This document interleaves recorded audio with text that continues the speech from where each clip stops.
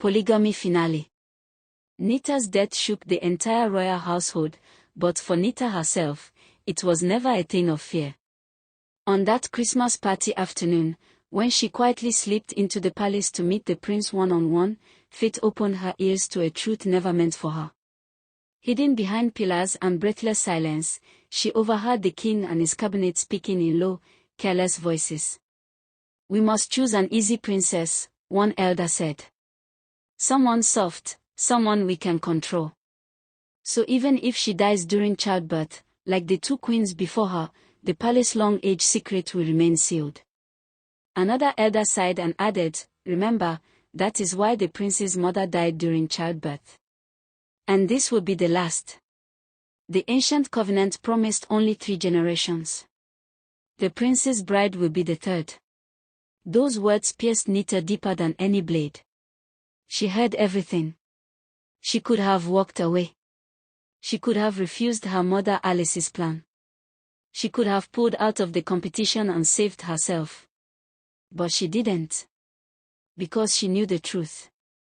If she did not become the chosen one, Zita would. The prince had already shown interest. And the crown never spares twice. That night, Nita stood alone, torn between life and destiny, whispering to herself. "Beyond my mother's evil reputation, I must rewrite my story, and that of my family. Even if it cost me my life." So she chose sacrifice over survival. She stepped forward not as a victim, but as a shield. And so it was. Nita did not die because she was weak. She died because she was brave enough to save another. News of Nita's sacrifice and bravery spread across lands and rivers. Villages whispered in hushed tones, "I always knew Nita was a good child, she was just unfortunate." Women in the market murmured in disbelief, "Never in the history of Egbejo has this ever happened.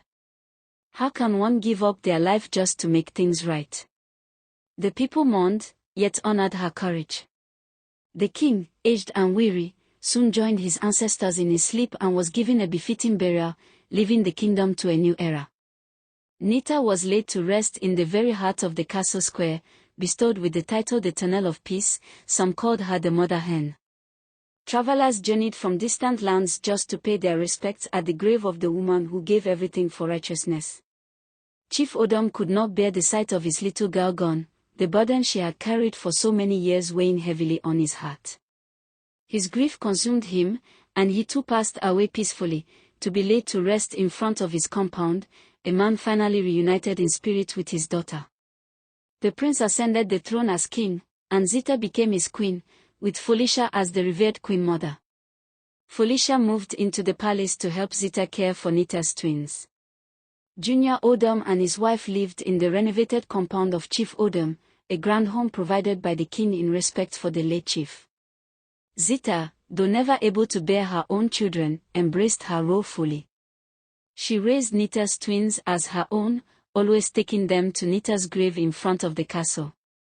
"This woman," she would say, pointing to the tomb, "is our hero. Remember her courage, her sacrifice, her love." As the years passed, the twins grew strong and wise, ready to inherit the throne after their father and Queen Zita. The kingdom flourished, yet the story of Nita remained a constant reminder. The polygamous system could breed envy, deceit, and pain, but it could also reveal unparalleled bravery, selflessness, and the unyielding power of love. Thus ended the dangerous saga of polygamy, a tale of ambition, jealousy, and sacrifice, leaving behind lessons that would echo for generations. The end.